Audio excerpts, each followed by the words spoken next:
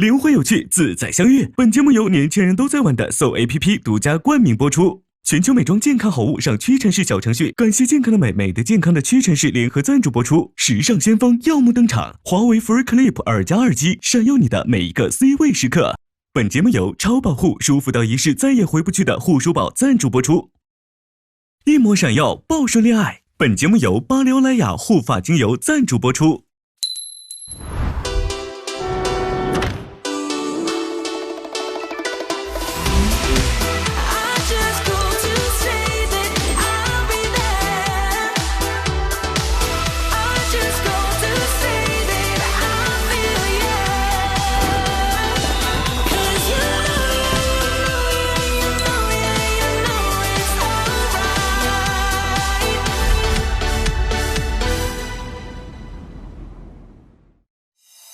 天哪，这是我喜欢的地方。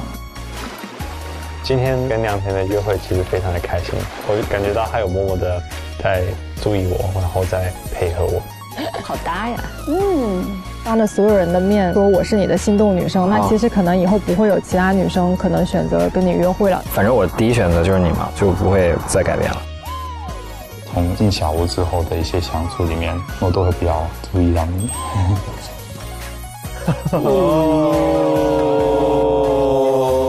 就想问一下，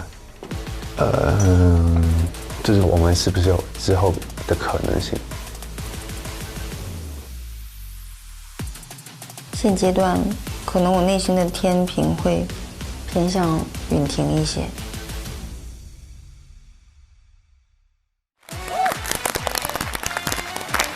快上 SOUL APP， 灵魂有趣，自在相遇。本节目由年轻人都在玩的 SOUL APP 独家冠名播出。全球美妆健康好物上屈臣氏小程序，感谢健康的美，美的健康的屈臣氏联合赞助播出。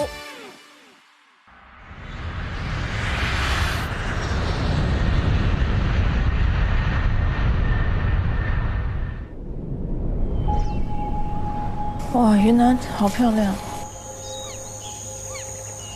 很多人都说，如果想检验情侣是否合适，最好的方式就是两个人一起出去旅行。两个人如果想要真心实意好好在一起的话，势必要面对很多的现实问题。如果把这些问题都解决好，那两个人在一起是水到渠成。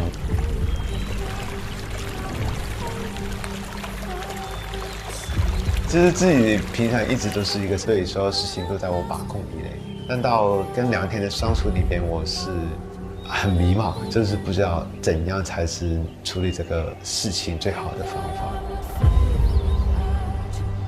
感情这种东西，你本来就是要找适合的人。那如果我欣赏他，我也会希望说他找到他觉得适合的人。那如果不是我的话，是可惜的，可是也会替他开心。如果有机会和那个感兴趣的他一起出去做点什么，应该也能挺开心。如果说出去玩的话，肯定就是很密集的，大家都是相处在一起。我一定能把我心里想说的话跟他说一下。其实通过前面在小屋时候跟他的一些相处的细节，我会对他产生比较大的兴趣，然后我也会觉得跟他一起玩会很开心，很有意思。不要去想太多关于他的事情，就比较会害怕后面会又遇到什么我意想不到的事情发生，盘根错节，一些对于关系的隐喻。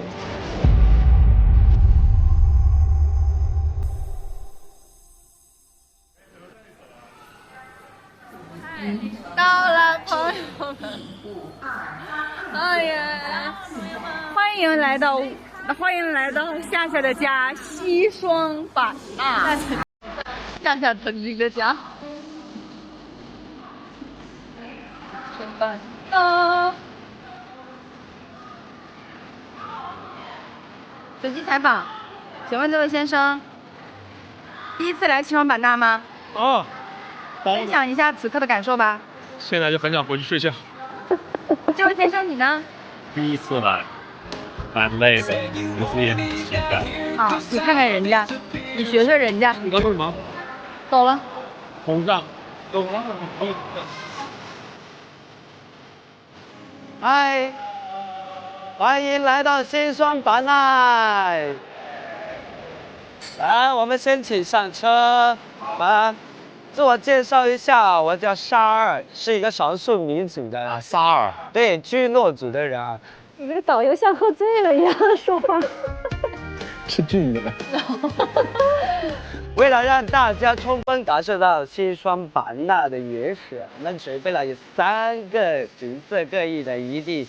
我们版纳露营的呢有3个团长啊，3个地方3个团长啊。对，第一个营地的团长是忍江壁啊，这里的容纳人数呢是有2男2女的。哦，2男2女的。第2个营地的团长呢是良田啊，这里的容纳人数也是2男2女。第3个营地的团长呢是郑维仪啊。对，恭喜！这里的人数是2男1女。郑老师。现在呢，我呢开始分配1号营地的团员了啊。怎么分呢？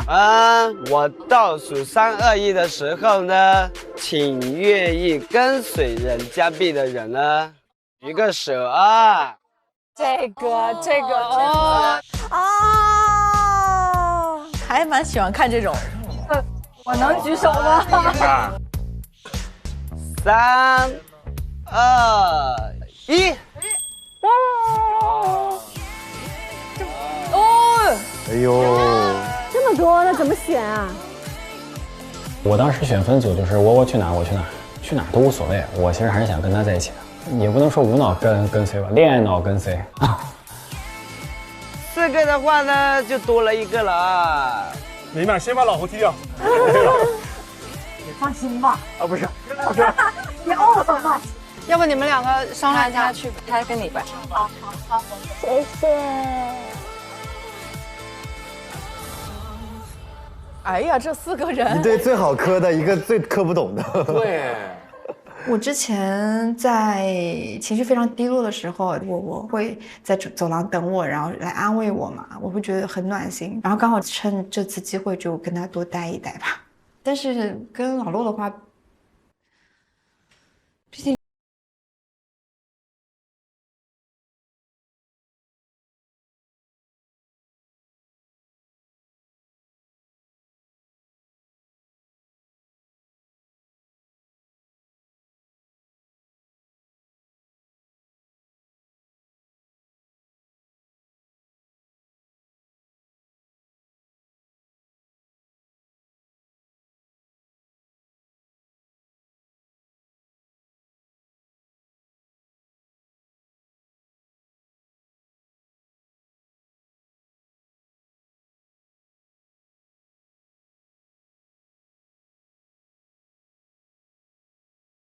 我们开始分配第2团的团员了啊！想跟随良铁的呢，就举个手啊！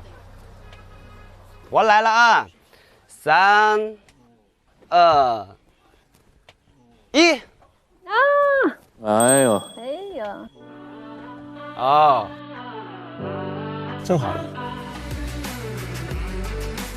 在我的出发点，我还是希望多跟两个人接触，所以对我来说，我就真的纯粹想跟他多待在一起吧。刚好你们4个了啊！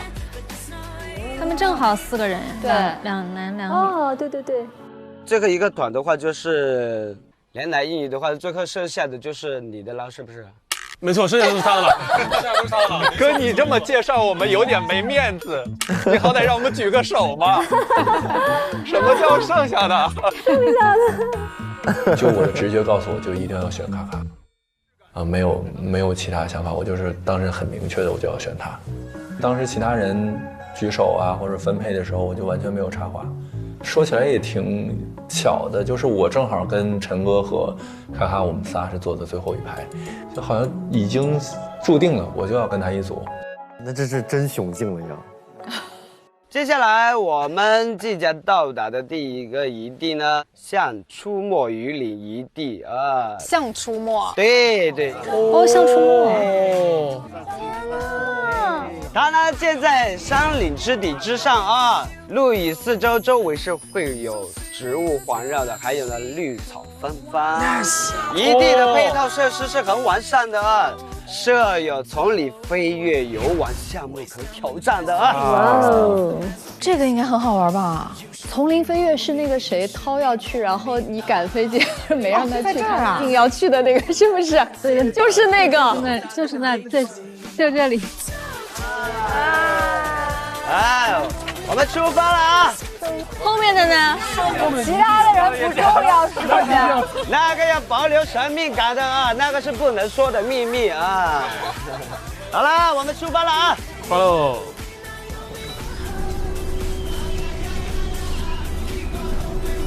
要么真心话大冒险吧？哎呀，这可以。敲七，可以敲七啊，可以。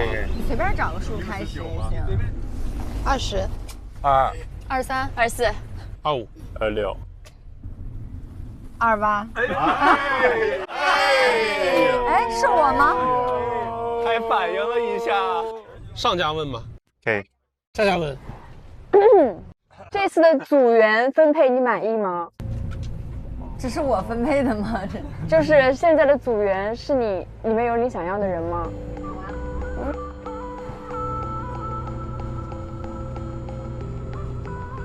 有啊。啊，这个问题真的是。哇。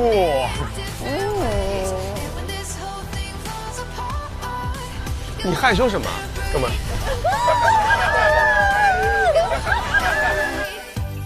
你在害羞什么？你在害羞什么，哥们？害羞啊！陆老师这个时候就显得重要了。有你不想要的人吗？有你不想要的人吗？好坏呀！你这会问的，侯成杰，你小心你。没有，都很好。来继续，报你报。我报是吗？31、32、33、34、36，下一个啊！这太慢了，这肯定是啊！我不知道是我啊！这都不输啊！对啊，这网输这行吗？好，我的问题。我团长，你的问题。问我。你问。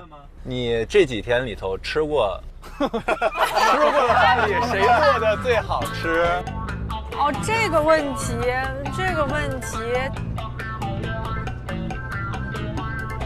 咱们得从2方面来回答。你别整那滴水不漏这一出啊！大家都在助力了，已经。讲真，那个真的好吃的话，就是我还是站发问的这位老师很好。那你另一方面呢？你快说另一方面吧。另一方面，从这个付出心意的角度，那肯定是侯老师。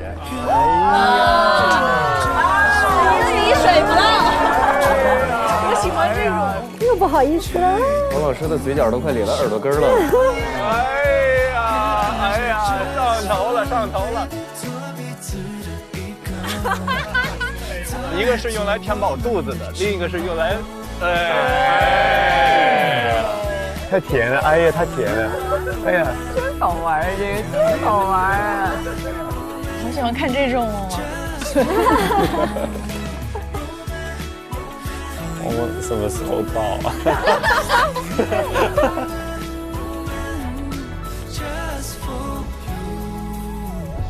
到啦。啊，从这儿这是哪儿啊？再见了，拜拜。走了，拜拜。对，那个应该是我们露天帐篷吧。祝你们玩得愉快啊！谢谢。祝你们玩得愉快。谢谢，拜拜。有团长在呢，别怕。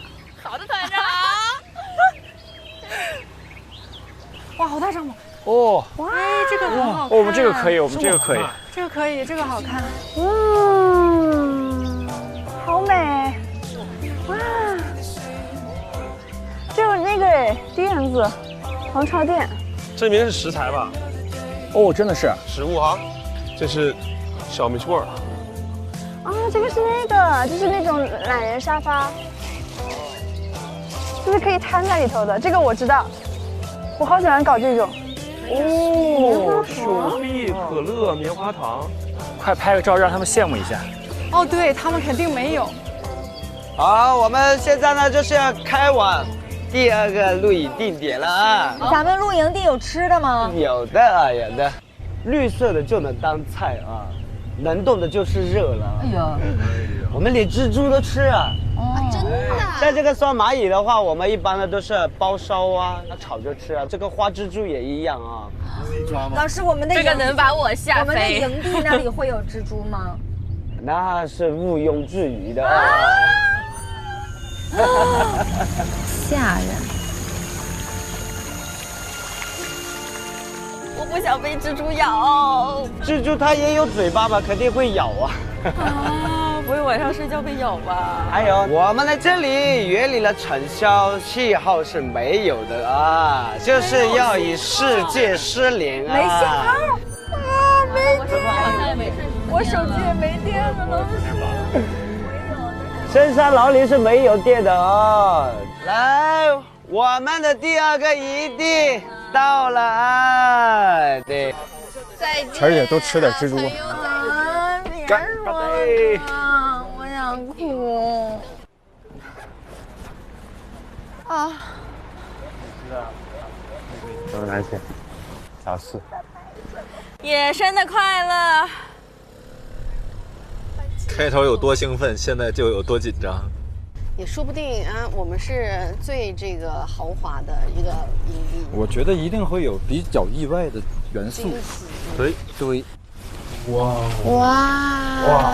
那真不错哎，真不赖。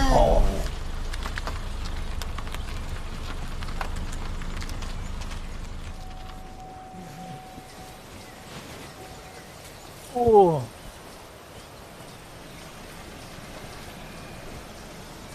哇！啊！哇，这地方也太开阔了吧！哇，这是马，好漂亮。好美啊！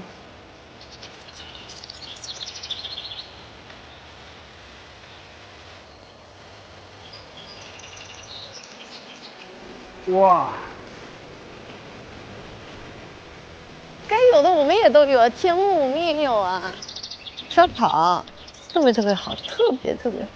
这也太惬意了吧！这也太是大哥了。妹弟恨。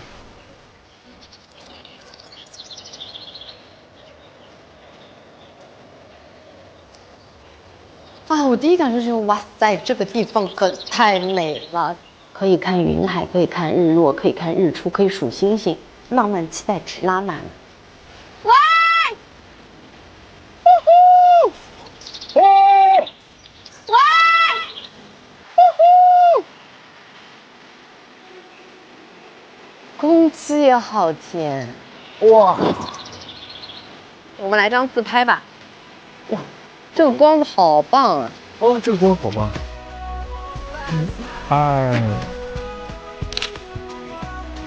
好灿烂，好开心哦！看着都好开心。又羡慕了，又想去了。我每次他们这样的，就是好开阔啊！这站在这儿，真有一种整片山头都是我的感觉。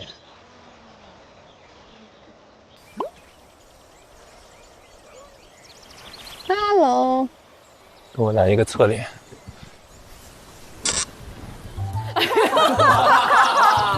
这个感叹号太灵性了，我真服了。太美了吧！还有一个剪影，拥有整片山头的女人在眺望着她的，都是我的产业。她的庄园。这是卡卡最想要的画面来了。怎么开始竞争了呢？看我为大家打下了天下。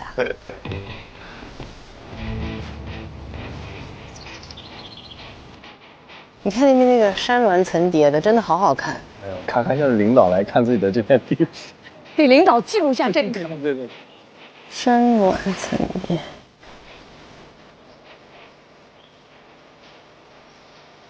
真的好浪漫。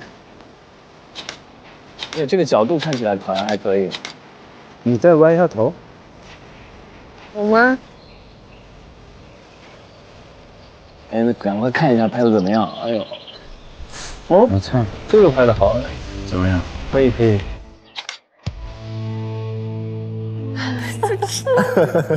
这会不会有点太烈了？那个，甚至连路虎都喊不出真好看。 2倍。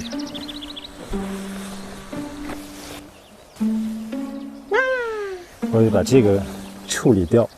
什么东西？哦，那个 AI 消除是吗？对。你甚至把丁达尔效应都拍出来了，这个手机被你玩转了。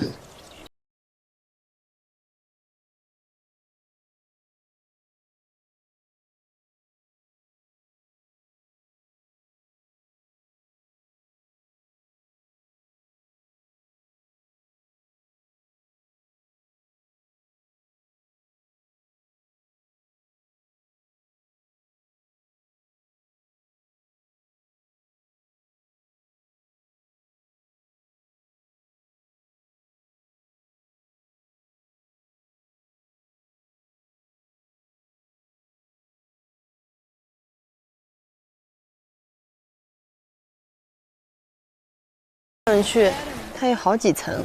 看着老忍不住想拍呀。哎，来了，咸蛋黄来了，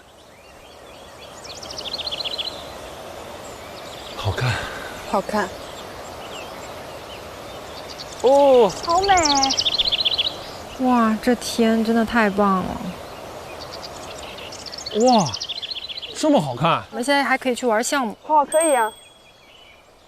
热带雨林大本营，前方即将到达丛林飞跃，接下来的路只有勇敢与坚毅能陪你们走。哦，这个好玩。我也觉得。我希望我可以不用那么的勇敢。不行，我的团里没有孬种。可以了，可以了。哦，你戴这个帽子好好看。我不信。真的真的很像奥特曼。我发现侯老师好像不像闷骚啊，真的，真的冷不丁的抽冷子给一句。这人，你有的时候可以不发表意见。毫无美感可言，没有形象了。他可以戴，他可以挺好看的。啊，是吗？挺好看的，像异形。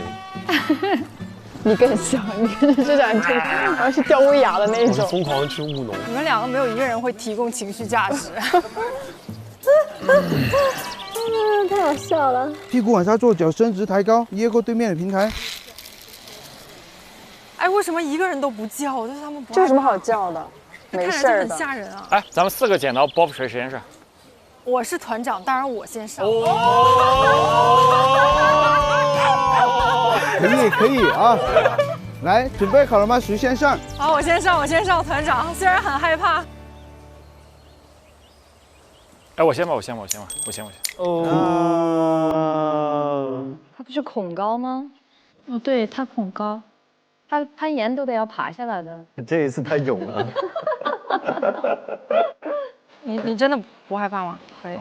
往这边站一点。哎，你没跟我说我们要抓哪？你先过来这边站一点啊！准备好了吗？手唯一您抓的地方就是滑。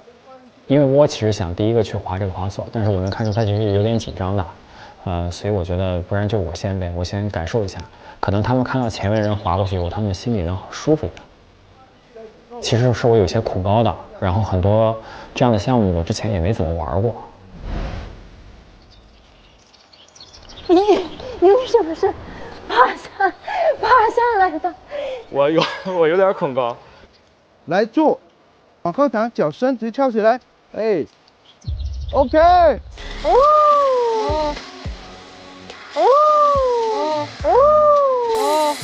其实他很怕的情况下，他就冲在了我的前头。这确实就是我意料之外的事情，因为那个游乐攀岩的高度跟这个山谷的高度是完全没有办法相比的，所以就是当时真的非常意外，挺开心的。满的心里印在嘴上，我真服了，真的。有有点恍惚的。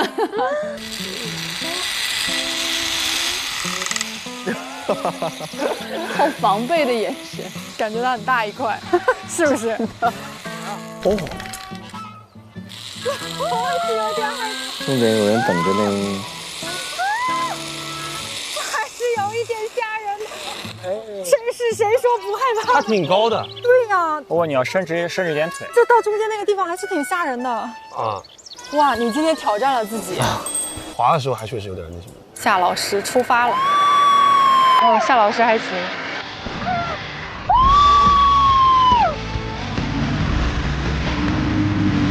这很厉害。他好帅，给他这个角度太好笑了。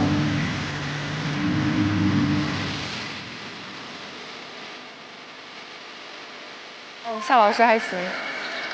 这个是速降。怎么了？发生了什么？你别吓我。这个很像速降吗？速降。谁先来呀？要不我先吧。啊，我真没事的，要不我第一个吧。我想看你们每一个人下来的姿势。它会有那个失重感啊。嗯。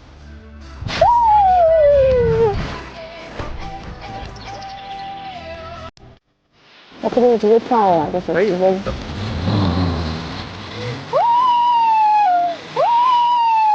哦，他直接蹦下去了。好自由的感觉，好喜欢冒险。他竟然跟我们挥手，真的是把我送走。他可能觉得自己像一只小鸟。是，他觉得应该自己很美妙。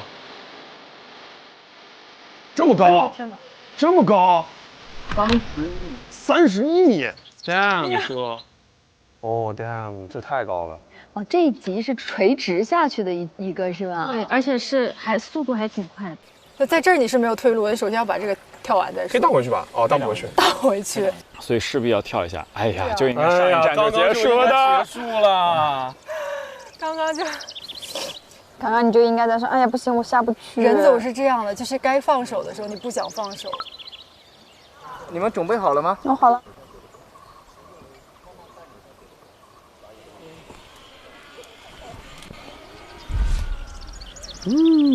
他胆子好大呀！帅，谁让你突然加速的？这位老师，帅啊！你刚刚下来那一下子啊，绝对潇洒。对，我也要站这看看他们下来是什么样。哦，果然先下来是有这个好处，对呀，看看大家怎么样。哥，我就轻松点啊，恐高，实在恐高。哥，我也恐。哥，我也恐。给我们两个男生个面子啊，不然下去在女生面前太丢脸了。那都是我们俩的这个心仪的对象。不然以后就没有以后。哥，我只是单纯有点心脏不好。哎呀，陆老师，你真的今天挑战成功了。不是我说这个角度，他的屁股有点太翘了。他就是说你的关注点跟我们看的都不太一样，这是为什么？你没有看到吗？说他屁股，他说你屁股翘，太翘了吧，有点。就从下边看的话，还可以，我是属于前凸后翘的那种。但是真的翘到离谱。他的肌肉就看着就很有用，这个时候就很有用。小欧虽然害怕，但是他胳膊很有劲儿，他就不会特别害怕。瞬间绷紧了，瞬间立马充血，绷得还紧。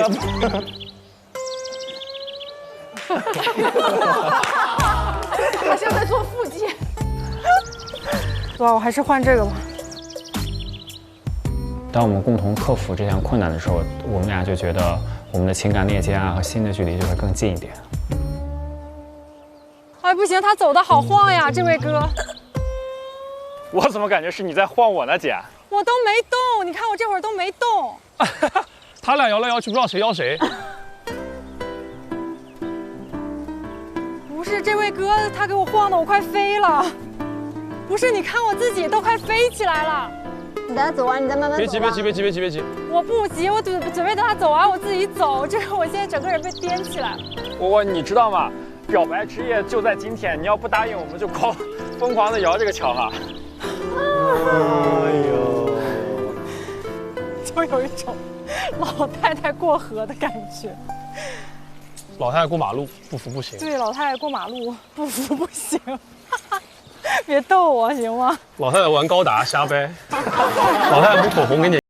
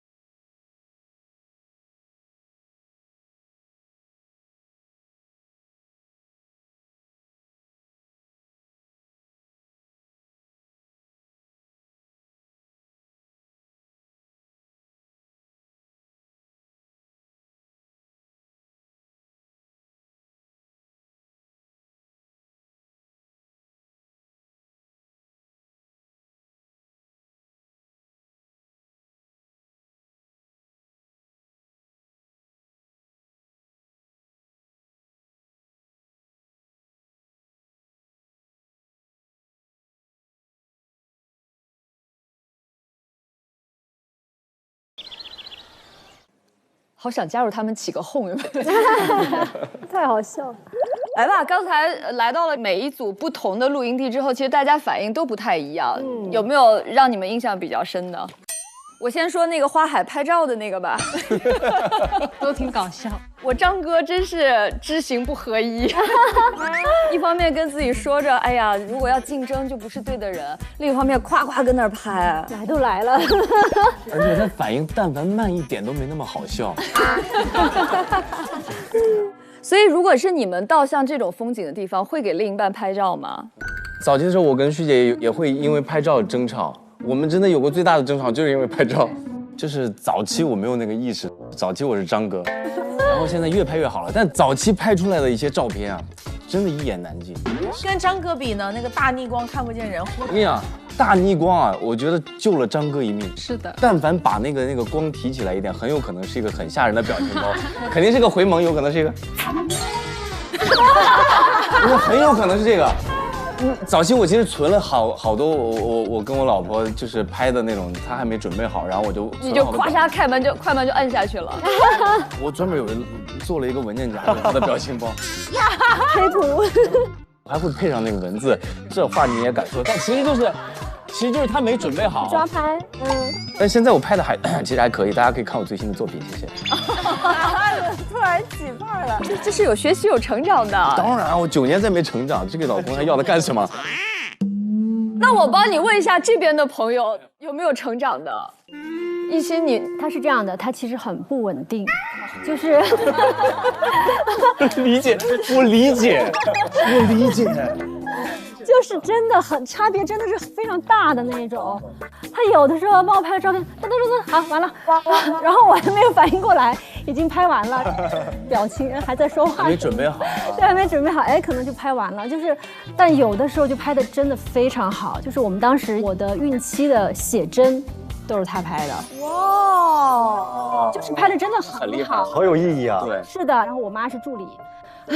然后这更有意义了。然后我自己是化妆师，自己给自己兼造型，是不是？对，简单的妆发一下，然后没有别人。对，然后那个照片确实就拍得很好。易阳要分享一下吗？但是我这边的情况是一帧都挑不出来。这次真的挑不出来是什么？我们拍照片现在已经从100张挑1张，升级到了100张中的1万帧挑1张。会不会是你个人对这个照片的要求比较苛刻？是的，我对照片要求真的没有什么要求，但是我每一次拍照我们都会生气，就是因为什么呢？他非常有自己的思想，且不耐烦，就像刚刚叶欣姐说的，就是咔咔咔那种拍啊，拍完了之后我说不行。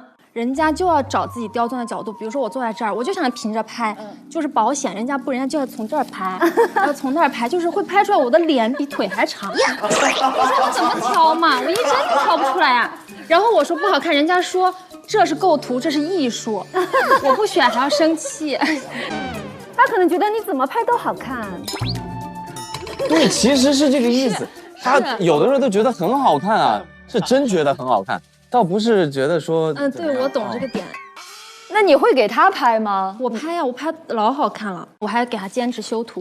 哦，成片率比较高。对，大部分就是特别喜欢那种，所以我就特别爱给他拍照。但是我就不太愿意让他给我拍照，除非迫不得已。就我会避免一些争吵嘛。比起拍照的艺术，掌握了一些生活的艺术，是吗？所以你看，其实都这样，不是我这样，都这样。跟谁不是跟谁说呢？这是虚虚在那儿，是不是？然后还有一点是在侯成杰的一句话，他说旅程最能检验两个人的关系。其实这句话我们老能听到，是。对，但你们觉得呢？旅行可以让两个人的感情升温，这个是可以做到的。因为我们之前没有在一起的时候，出去跟就是身边的工作人员一起旅游过，就是那一次，我是明显的觉得说这个人很有意思，然后也很想继续接触。因为在我印象中，男生就不是特别喜欢记录生活，拿个手机拍的那种。对。但他是那种出去旅游，他会一直记录。他不光是记录他自己，像助理啊、工作人员，他都一定要记录。我就会觉得这个人，就是不是我平时之前了解到的那么一个小孩的一个形象。就比如说，还有一点就是，我们当时在录节目的时候，路过一家快餐店，我就随口说了一句：“哇，好想吃。”然后等到我们回到休息室的时候，就有一大盒涛哥去买啊，他很细心啊。对，他真的很好。对。所以我就会觉得这个人非常的善良，且非常的照顾到每个人的情绪。就我觉得旅行是可以看出来一些东西的。对，我非常赞成，而且我自己会非常希望，如果是两个人出去，我希望只有我们两个人，然后所有的事情都是我们自己去完成。然后这个过程当中，其实会发生一些状况外的事情。因为我会发现，就是当你多年之后你再回忆起来的时候，往往都是那些状况外的事情。对，比方说可能错过飞机啦之类的，对方是怎么处理的？我觉得这个态度，用什么状态去面对这些问题，也能看出他的一个人品。所以我觉得还是非常有用，而且我觉得一场还不够，很多场，多来几场各种各样的。他的原话是钱钟书《围城》，里面说的是。旅行是特别检验一个人的人性，就是当你舟车劳顿的时候，你的本性会暴露无遗。对。如果当你暴露无遗之后，你们还能相处，不相厌恶的话，就代表你们有一定的感情基础。所以我觉得这个阶段其实挺考验人的，对，挺考验人。对，是的。好，我们的旅行还在继续，一块儿去看一下。齐玉玲，我想要个能吃到一起的人。刚为你做的，快尝上。这次是能玩到一起的人。在一起吗？希望他是对的人。上SOUL APP 遇见懂你的有趣灵魂。哇！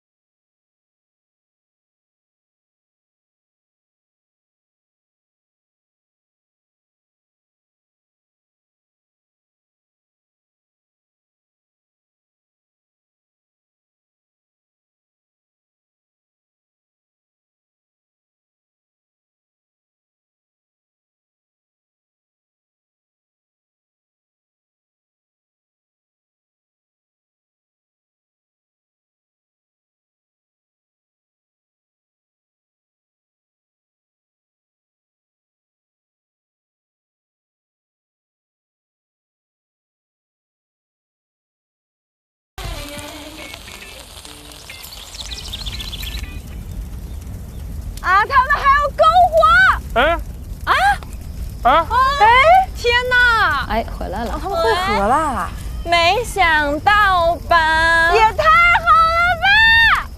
这真的有路吗？我真的开始有点害怕了，我有点慌了，朋友们。千万不要随便踩啊，小心这一段路往外翻，不要滑到山下去。他们是徒步组是不是？啊，他们的旅程就是走到这儿。天哪，他们最惨！他们做错了什么？你为什么？天哪！你太难了。没事。很早就没有光了。哇，真的一阵冷风。对啊。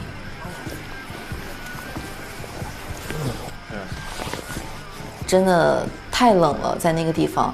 我们去到西双版纳之后，发现并没有我们想象中那么热。然后我们下去到那个下面那个深山老林里面之后，其实那个气温又降了一些。然后我们衣服带的都是夏天的衣服，所以当时就觉得确实是有点难熬。好惨，他们这看起来。那我们去攻打别的营地，走，Let's go！ 哎，他们在干嘛？在吃啊！他们还要篝火！哦天哪！嗨 ，Hello， 我的天哪！没想到吧？也太好了吧！凭什么你们？凭什么？真的凭什么？见到窝窝他们就跟见到亲人一样，因为他们那个地方太好了，天幕，然后大草坪，天哪，里面还有鸡爪子吃，烧烤，有灯，有干净的洗手间，有水，得亏我们去了。这里简直是天堂啊，姐妹们！你们白天干嘛了？今天带他们就是体验了一下人生。这么夸张？我们恐高，然后带我们去滑绳索了。你们还玩了哦，但那个绳索真的挺恐怖的。不是真的很恐怖，就是你知道骆老师有一段时间脸不是嘴直接煞白的。我有点想玩。明天可以玩吧？不知道可不可以？我们早点醒来。你都不知道我上了一下这里的厕所，我有多开心。我来的路上在车上偷偷的抹了抹眼泪。我们俩在速降的时候也偷偷的抹了抹眼。猴哥都变幽默了。来，放那个盘子里。我的肉。你的肉，你的肉。哎，我的鱼掉了。这是鱼啊！哇塞。幸好现在过来了，不然他一发现的时候一定会。掀桌子。小虎真的好可爱。哇，那块肉，这块肉巨香无比，是不是？看起来。那块肉写了我的名字。在哪里啊？他写在那边写了胡允婷3个字。过去之后真是太开心了，顺理成章的融入了他们的烧烤队伍，然后顺利的蹭到了一餐很好吃的烧烤，满心感恩和欢喜，说能跟大家在一起真好，能住在这里真好，很开心吧？他们可以来，有篝火，有烧烤，有朋友，在那种没有天花板的旷野里，在一群这么多美好的人中间体验纯粹的快乐。从此过着幸福快乐生活。谢谢大家的款待，珍惜每一天吧，朋友们。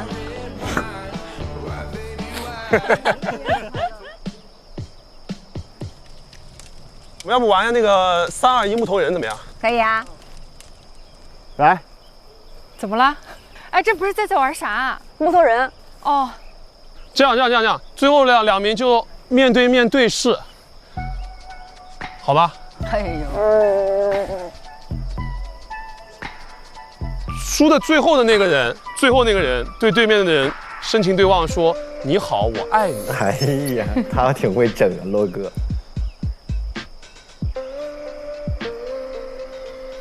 对面那个人说：“我不爱你，再见。”OK， 反正不关我的事。OK， 当然。来，下一轮。嘿，下一木头。回到原点，动作回到原点。猴哥咋了？下一木头。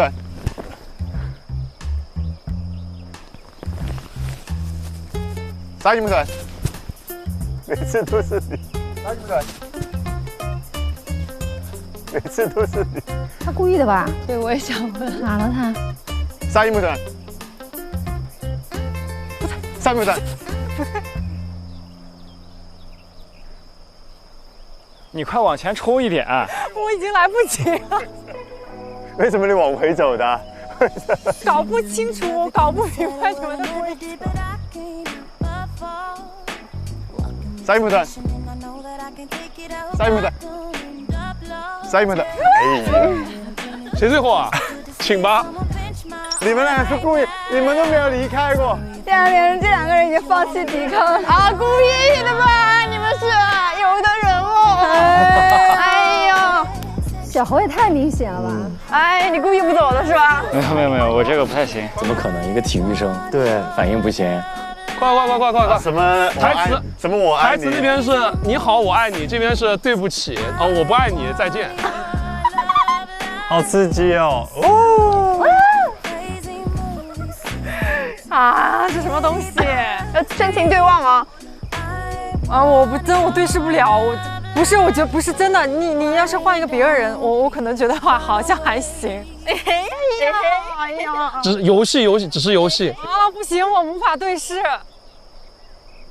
哎，这样我俩能特别一点吗？可以啊，随便你。我俩背对背可以吗？哦，可以啊，可以。哦，可以。不行，对视真的对不了，对不了一点。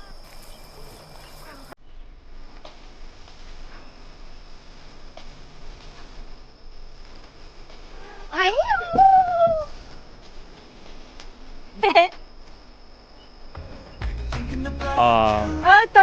等一下。你台词就2个字，好的。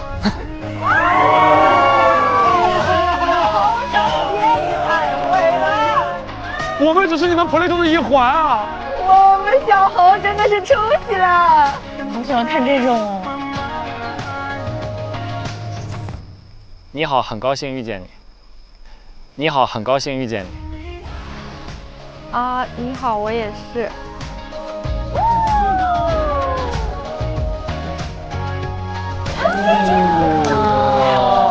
老实说，这应该是恋综界都算是天花板级的。这种分数感绝了，真的。绝了！在里面脱颖而出，就简直是果敢，然后情商又高，但是又分寸。对。大家都在起哄，有点像读书的时候，那一个女生其实全班都知道，然后同时点到你们俩的时候，全班同学都在起哄的那种感觉。我那句话想在小屋最后的时光里再跟他讲，不想讲的这么草率，其实能在这儿能遇见他就很开心了啊！我就想把自己的心里话讲给他听。这个可以这样，可以啊，不然那种压力太大了，其实当时我真的是很抗拒的。他后来把那个要说的话改了，我就觉得就很好呀，很轻松很自然，然后也很清新，然后也没有很虐，就是我就能很自然的把下段接出来。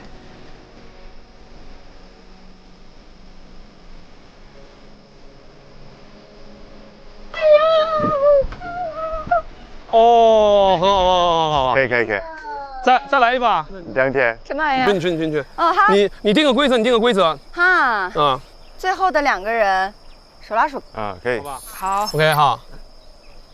3、2、1，木头人。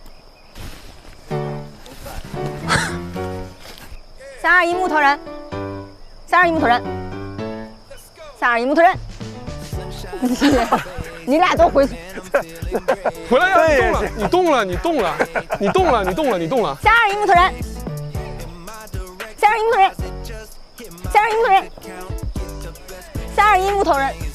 可以了。我摸了好几次了，一直在摸。哎呀！骆俊帆、苏永豪，他俩接受什么惩罚呀？我个人认为我们摸了2次，所以有倒数3个人。啊？我们3个人都过来，你过来，快点，你过来。游戏规则不是这样设定的，不好意思。没有说结束，你过来，快点，你过来。没有，就是结束了。没有结束，快，你过来。你过来。不愿，2个就是2个，2个就是2个。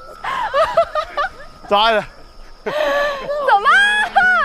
哎呀，飞起来了。太搞笑了，这一幕太好。我天哪！小，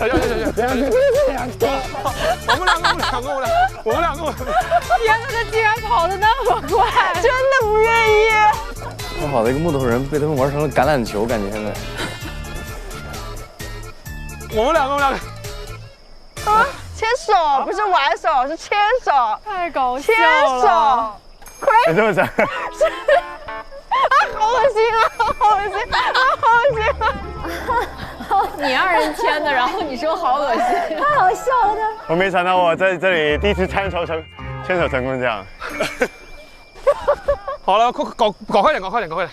我来，你去，你就你呗，就你。哦。都有外套是吧？对。都有外套，那这样子倒数2个人，这样最后一名把外套打开，召唤。外套打开，然后从后面这样包一下，好吧？这样。他弄这些挺会的哈。感觉就是搞团建特别擅长。他以后可以当婚礼策划人。那你们没有意见，我就同意了。那就这样了。好的，来吧，来。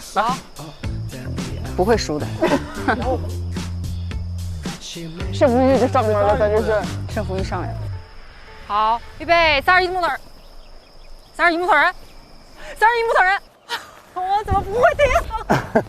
他们动了，对，他碰到我了。你们俩。不会爆出事儿吧？不会爆出事儿吧？你们俩。谁？对。谁？你包我。谁？老陆。我和我吗？我们手脚不决定谁在后面，谁在前面，好不好？啊？输的人在后面，就是输的人是包的那个是吧？赢的人是被包的对吧？可以。石头剪刀布。什么意思？我包你。我在前面，我是被包的。毁灭吧！我好尴尬。虽然是我输了，我要从后面抱他，我心想天呀，放过我吧！你被包了，你被包了！哎呀！不是真的要这样吗？快，5秒钟早完早结束。哎呀！预备，开始。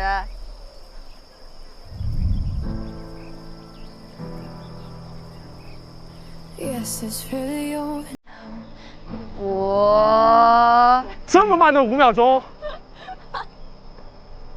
快一点！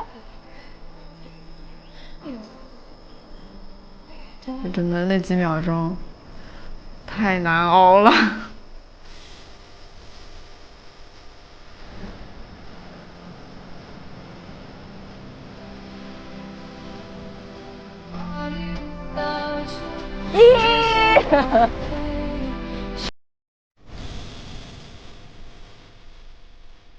跟老陆的话有这样的亲密举动，我是会觉得有一点点尴尬的。很僵硬。那我们那个猜词吧，好不好？猜词吧，怎么样？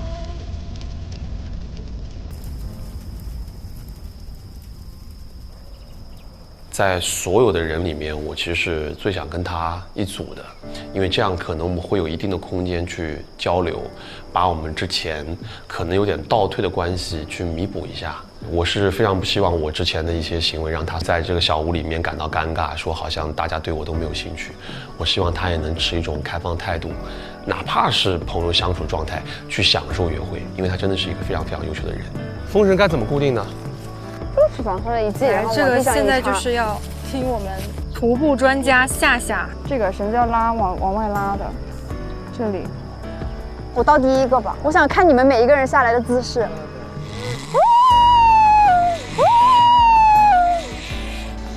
把脚抬起来，把脚抬起来。他可能觉得自己像一只小鸟，是他觉得应该自己很美妙。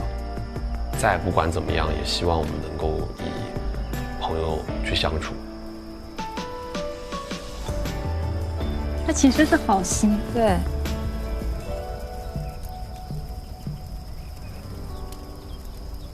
走吧，走吧。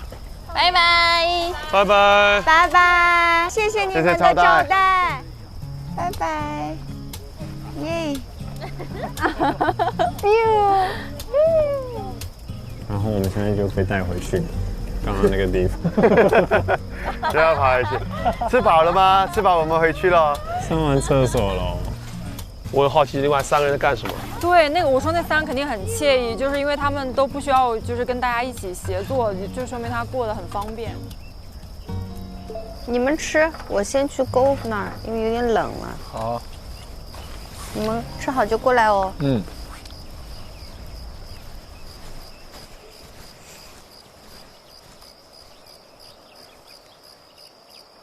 星星变多嘞，你们看天上。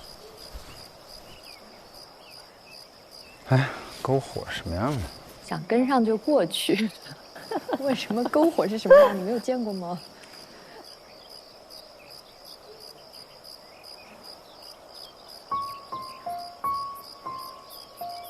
之前其实频繁的互动约会，然后突然戛然而止。我今天还能吃很多很多东西，再省的地方就省一些热量。2个人好像没有任何的交流，没有任何互相解释，就觉得这样好像不是一个很好的方式。啊，你先吃，我去那边看一眼。行，我马上也过去。好。当时在车上让我们分成3个小组活动，我当时纠结了一下，然后最后还是选了韦影那个组。就是其实我觉得这是一个挺好的机会，去跟他把一些事情我们一起来谈清楚。之前毕竟没有一个敞开心扉的一个沟通。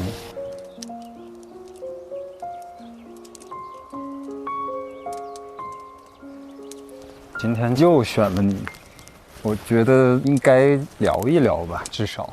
好啊。啊。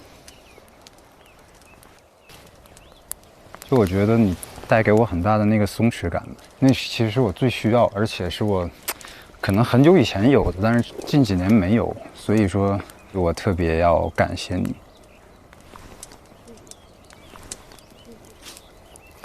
就是说，如果我能给到你任何力量的话，对呀。你现在告诉我，对我来说就是一种正向的反馈，我也会觉得很开心。对，上次好像你也提到过。对，因为其实是这样的，因为我觉得我们约会2次过之后，其实是互相有一些好感的，对吧？嗯哼。但是就是有的时候你就会觉得，哎，这个好感到什么程度了呢？我就给了自己一些空间，想了一下，我觉得这个好感可能还没有到，可能想要，在一起啊，或者是对，我明白。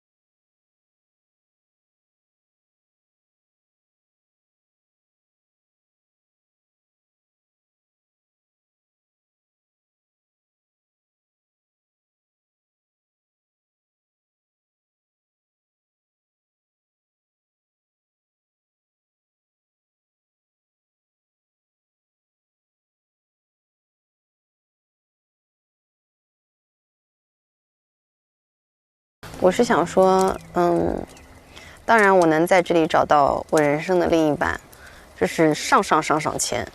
但是我觉得再怎么样，我一定要达成的一件事情是，我在恋爱这件事情上，因为我其实是有痛苦的，所以我觉得就是谁痛苦谁改变嘛。我就想说我要尝试一下，然后这次我试了，我突然就觉得掌握主动权好像也是挺爽的。就是说这个选择它没有对错，很多时候就是这样子，你其实越拧巴，你那句话越说不出口，然后你自己就在那里内耗，你想半天，然后这个答案就肯定是 no， 但是你说出口了，它就是有 no 和 yes 这2个答案，至少50%对是 yes。对，所以对我来说，我就觉得说，我想要去改变，那我也尝试改变了，我会觉得对我不管是感情也好，之后的人生也好，它都是有帮助的。我就是一个可以开口的人，我是有这个能力开口的人。男女之爱，我觉得还是很伟大的。就是到今天，我其实还是恋爱脑，但是我跟以前恋爱脑不同的是，我可能在恋爱之前，我会更多的想好自己到底想要什么。其实这个事情的意义超出于这个事情本身。就是它其实带给你的正向的意义远大过于只是男女之爱这种表达什么的。其实，在你人生中之后的这种各种事情上，都会带给你一些勇气和力量吧。就是可能是原来没有达到的，这个比较重要。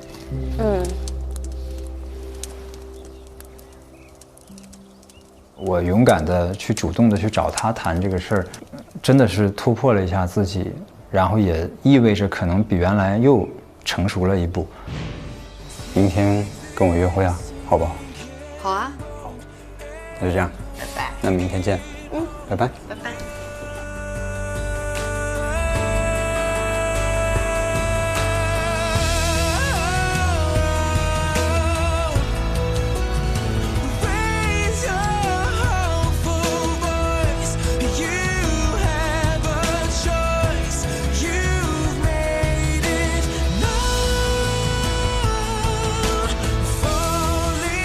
我没有想到说是你先开口，其实我会觉得是我们有一个什么样的机会，然后我来主动开口先说这，我没想到是你主动邀约，因为这件事情我觉得不管是我开口还是你开口，它肯定会被解决，但是由你开口，我会觉得更开心，我会觉得陈哥他保留少年感的同时，他又有一些成长。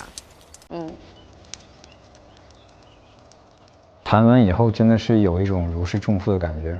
其实可能是一开始2个人就是阴错阳差的，就正好有了几次约会，然后肯定是存在一些互相的好感的。但是呢，他可能一开始更加心动的是永豪。其实我觉得我也是，除了他带给我的感觉比较好，其实我更多也是喜欢我自己跟他相处时候那种状态。就我们之间不见得是那么合适做这个往深入发展的，但只是当下那个时间点，我们俩都选择了一种这种比较轻松的方式啊。但是把这样的一个事情谈开以后呢，然后也知道对方的一个真实的心意以后，反倒是感觉很释然。我觉得这次谈话之后，我跟咔咔的关系应该会保留在这种友情的层面，首先，然后呢，可能2个人彼此之间还是有一些特殊的这样的一种感觉吧。首先2个人都挺坦诚的，也是很真诚的，就是我们都有把自己想要说的话，哪怕是比较隐晦的表达出来，其实也是对方都能感受到的一个态度了啊。我们之间互相的好感是存在过的，这是不可否认的，但是这个好感不足以支撑到我们成为恋人。我觉得张哥很绅士。其实我知道，就是他的有一些坚强或者什么，有可能是有一些保护色或者是隐藏色在。因为我一直说我跟他2个都是胆小鬼，但是就像我一直说的，就是可能那个是张哥的课题，而我的课题是要表达清楚我自己到底内心是怎么想的。所以这场谈话对我们2个人胆小鬼来说非常勇敢，对我们来说，我们可能之后能更加轻松地面对彼此。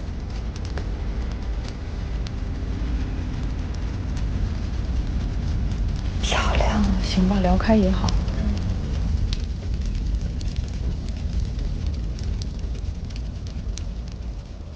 万万目前你是跟我刚到的时候，第一天晚上是田儿姐啊。其实当时我是觉得卡卡和田儿姐，我都是想去了解一下。其实那天的时候，一开始确实很尴尬，但是后来多亏了你啊，然后包括田儿姐啊，大家都有说就是去帮我救这个场，然后帮我去提一些小问题，让我快速去融入啊什么之类的。所以我觉得肯定大家相处起来肯定是没有什么压力的。卡卡的性格是我最喜欢的，再加上本身 ENFP 跟 ISFJ 是比较搭的，是属于 ISFJ 的舒适区。ISFJ 舒适区。ENFP 是这样的，我作为一个艺人，我是能够去做开启话题这件事情的，但是其实我内心也会觉得，当下这个场景我没有觉得很舒服。对，就是如果我有的选的话，我是会想说，哎，大家可以一起聊聊，互相发问，对。然后当下就是你可能就是会有一种被赋予了某一种责任在身上，对，我就有一些不得不去想各种各样的话题去打开这个局面。对，所以其实这就是 ENFP 本身的一个，就是既是优点也是缺点。优点在于他真的很善于替别人去考虑，去捧起这个氛围也好。缺点可能就是有点不太善待自己了。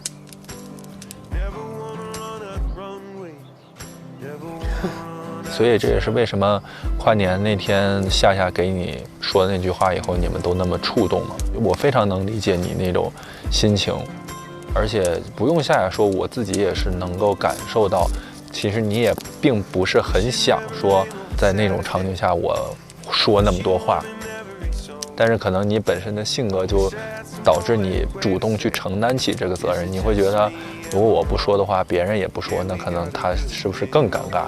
就这种感觉。太懂我了。所以这就属于什么？快乐小狗的话，它就是很能照顾到 ISFJ 的一些心理上的需求，然后同时呢 ，ISFJ 是小护士，又很细心，又能够反向的去照顾到小狗的情绪，因为小狗也有累的时候，小狗也有跑不动的时候。欧梦，我又想哭。这时候可能就是小护士会出场了。所以确实这俩性格说他们搭不是没有道理的。哎，欧梦，他其实也在帮自己在争取。是，但是这个就会比较舒服，因为对方女生会得到的肯定和尊重。我还挺喜欢当时的那个状态的，就是当我觉得我跟这个人的关系已经到达一个很好的这种程度的时候，我会去跟他掏心掏肺的去讲我这些想法，感觉好像我们终于把关系更进一步了，真的能把他当自己家里人一样去沟通去交流。我确实明确能感受到万万对我的好感，而且这个男生很懂我，他一说到能感受到我压力的时候，我其实内心真是觉得啊，这个人完全说中了。我觉得他是有在用心的观察我。你们会不会有一种感觉，就是感觉现在已经不太想说要去主动再去跟一个人有一些很深的了解，因为我感觉所有的故事要从头讲一遍是一件很累的事情。这个就是我们这个年纪最大的难题。30岁以上最难的题就是因为你经历过太多了，你很难说再以100%的动力去把自己的之前的所有一切跟一个人分享，然后一起续写更多的故事，确实是很需要勇气、很需要力气的一个事情。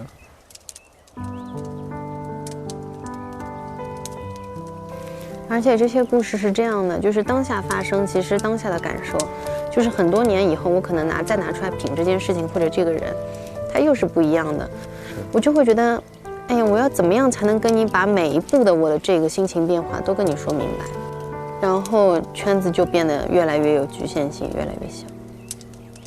但其实有时候我也在想，是不是我们给自己设限太多了？是不是可能还没有遇到那个就是真正适合你的人？可能当真正遇到那个适合你的人的时候，这些就不是什么太难的事情了。他首先接过了话题，然后但是又告诉了这个其实是有可解性的。对对。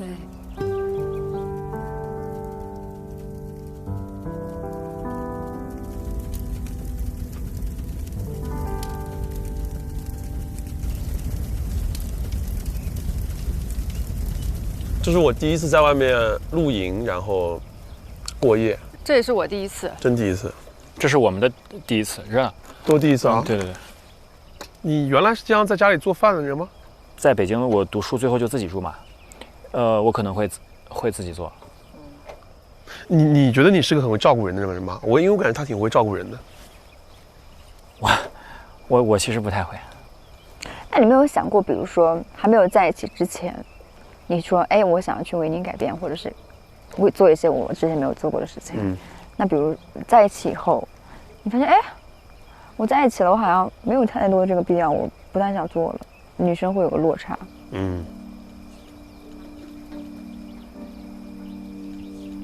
不行，我感觉你们在给我挖坑。没有啊，我没有啊，我确实会有这样的情况发生。因为你现在比如说会出现这种情况，比如说遇到太完美的情况，就会很担心后面它不完美了，我是否能够接受。所以他们有一句话就说，最大的祛魅就是拥有，最大的祛魅方法就是拥有。你看看他们俩，给我气死了！我都想，这俩就是儿童感，真的，人家在拼命撮合，他在拼命分开。看看侯成杰怎么解。没有啊，没有，我没有针对个人啊，我只是在说这种，只是针对你们俩。没有啊，没有啊，没有，我只是就突然聊到这里嘛。我觉得这种东西是没有标准答案的。就因为我是一个谈恋爱必须要从一见钟情开始的人嘛，就是必须要第一眼喜欢这个人，不然的话就不可能再慢慢的就进入这段关系。然后大家会觉得一见钟情是不靠谱的。我见过很多相处很久，慢慢进入感情的人，可能也不幸福。但是我也见过一见钟情进入感情的人，最后结果就是非常幸福的。所以这个东西它一定不是有标准答案的。但大概率其实一开始一见钟情，可能是因为外貌感觉，外貌对吧？感觉对，就像你说的外貌和感觉。但他那天有跟我聊到这个事情，就关于一见钟情。他很多的一见钟情其实会讲到关于是宿命感，这是一种宿命感。对对对。对的。Oh my。哦不，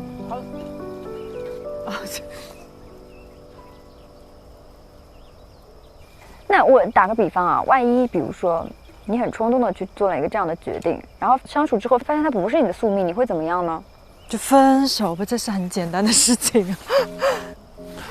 侯成杰太难了。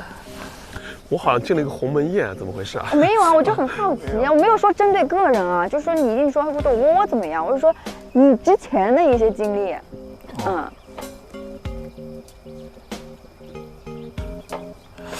我们没有办法让自己的每一个选择都是正确的，我们只能让自己的每一个选择变正确。好会啊！骆老师赶快把小本本拿出来记，我觉得每句话就应该背会，少说两句。对。我们没有办法让自己的每一个选择都是正确的，我们只能让自己的每一个选择变正确。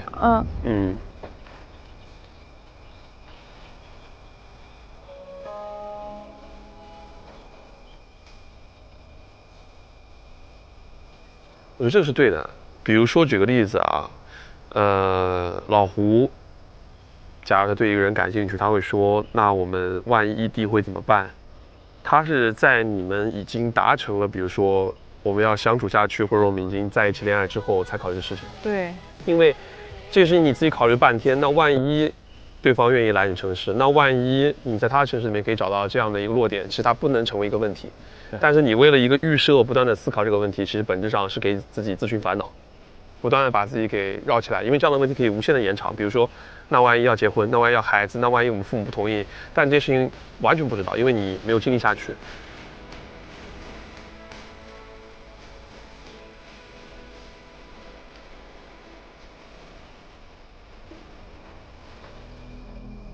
老胡想这么远啊？不，我是举个例子啊，举个例子啊。老胡想这么远，我要最后要是我就找你。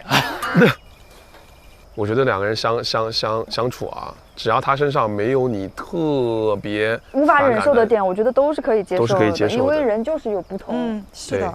你有什么点是无法忍受的？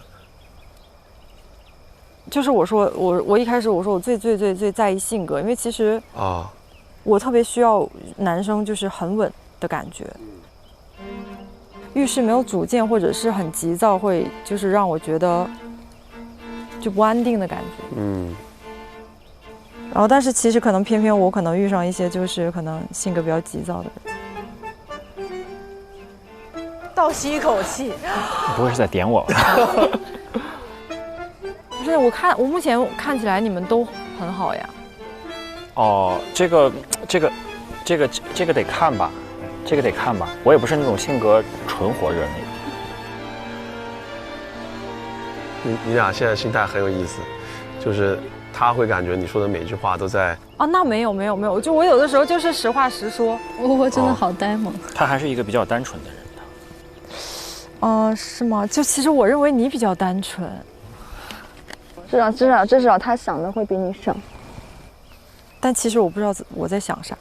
你就是在纠结，就是自己在小脑袋里打架。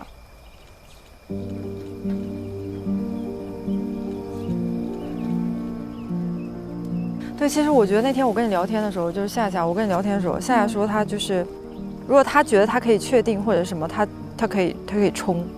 然后我说我觉得这一点，那我可能就是落后于整个我们小屋里边的女生，我可能是那个会最不会冲的人。是的，其实对于他来说，如果不感兴趣的话，就完全不会给侯老师这么多机会。是的。我觉得就是因为年龄问题，比如说我今年30岁，我再遇到一个我喜欢的，然后我再犹豫再错过，我会觉得我不知道下一个再有什么时候要遇到。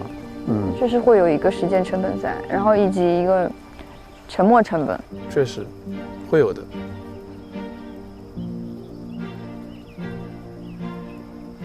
这个我觉得可能是，比如说你30多岁的人和你20多岁的人不一样的地方，因为20多岁的人他其实他没有想这么多，对，他没有风险意识，对，他没有风险意识。就是我现在有一种心有余而力不足的感觉，我就是感觉就是这个事情如果真的到我面前了，然后我用什么样的状态去面对它？那可能最大的阻碍是担心生活轨迹会怎么被打破。最大的阻碍可能就是工作。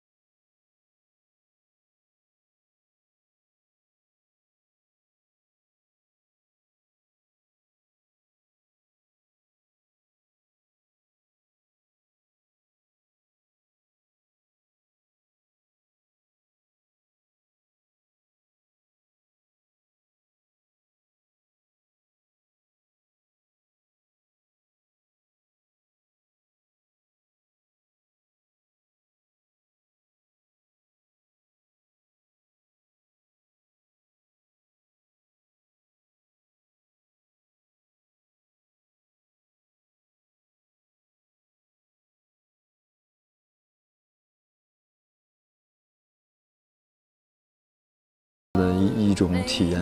我笑死，我一想还真是哥一半的时间都花在我身上。这大实话不要这么说，你很影响歌的销量，影响歌的市场，影响歌的市场，是歌的市场。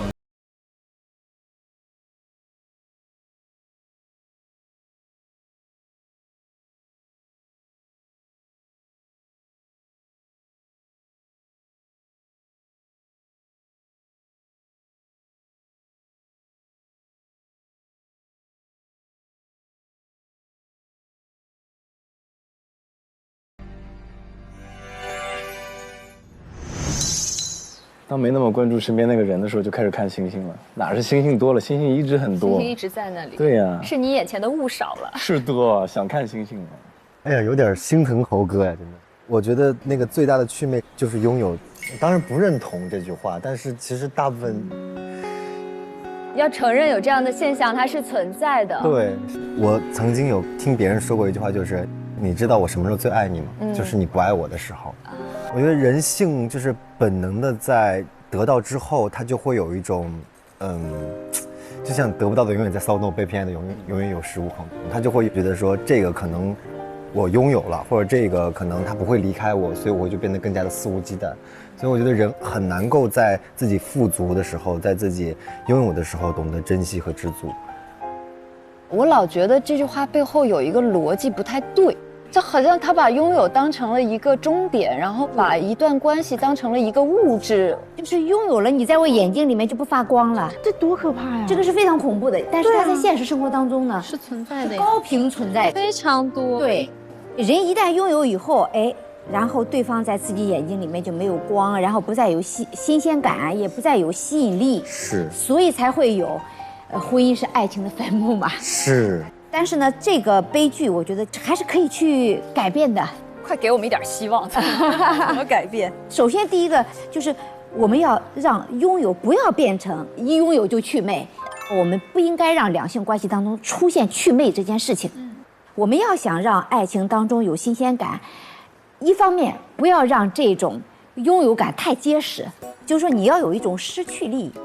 就不要的安全感太高，对，就是那种不要给对方一个感觉，我就是挂在你这棵树上了，我离开你我就不能活了，这个是很危险的。所以在我们拥有了对方或者对方拥有我以后，我们都要不停的建设自己，把自己搞得很独立。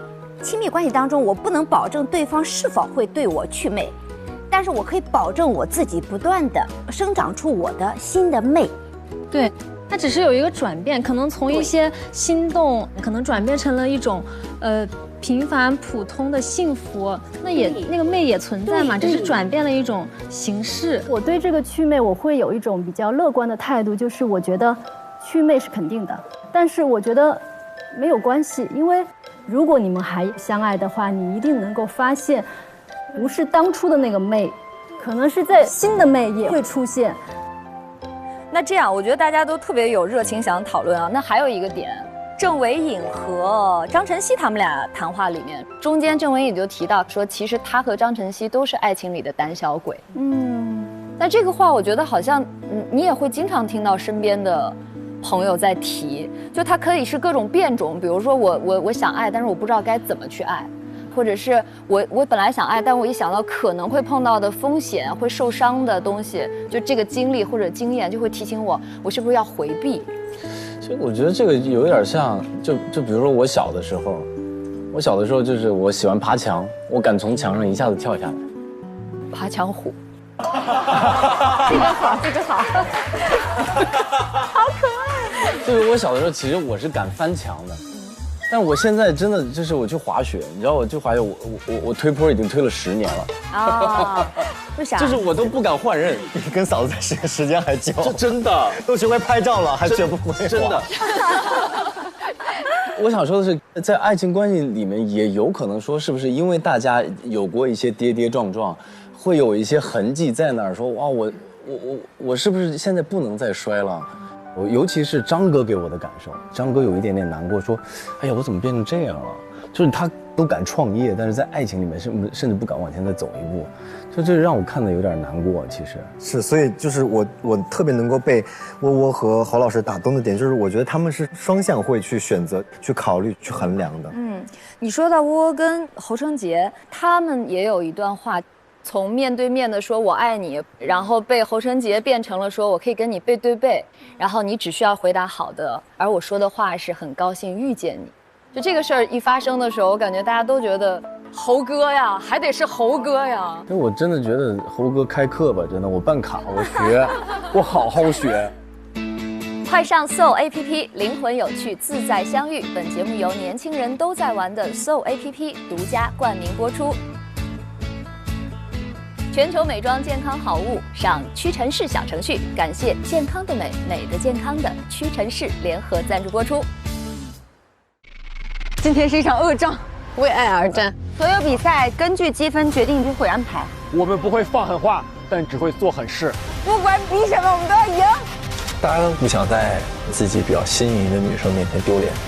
哎呦，洛哥可以，洛哥，一定要赢，输赢会跟约会是有直接关系的。我太想赢了。那眼睛里的是杀气。哇！田儿拼了呀！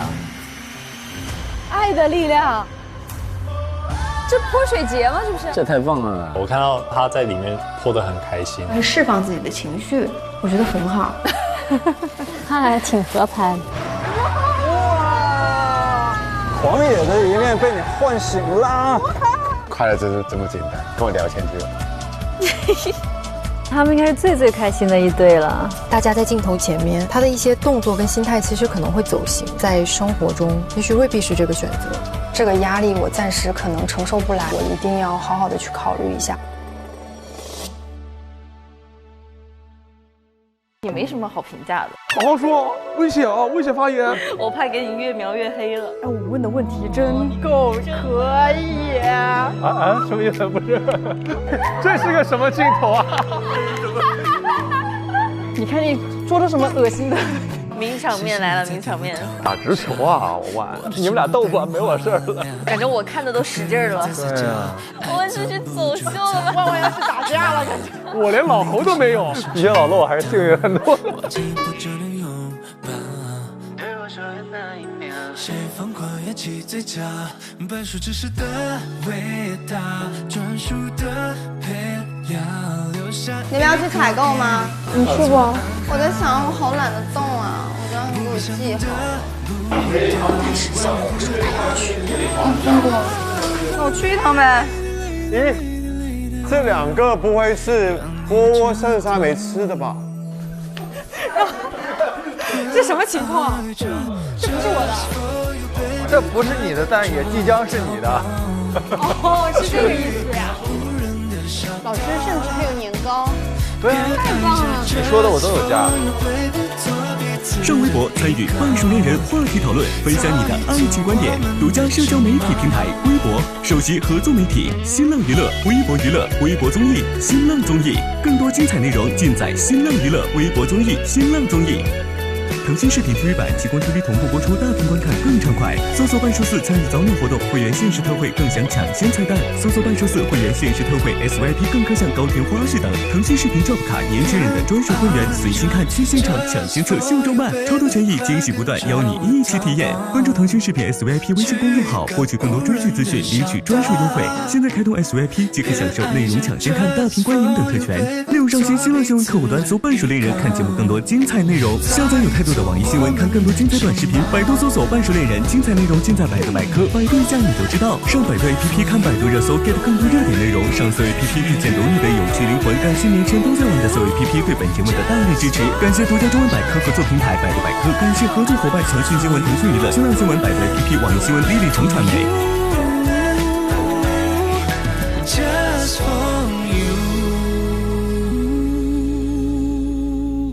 SYP 每周一、周二中午12点更新 ，VIP 周二、周三中午12点更新，会员抢先看一周。每周三更新 SYP 专属礼包高甜内容提前看，周四、周五更新真人秀加更和陪看，更有惊喜活动福利不定时放送，精彩不断，课堂不停。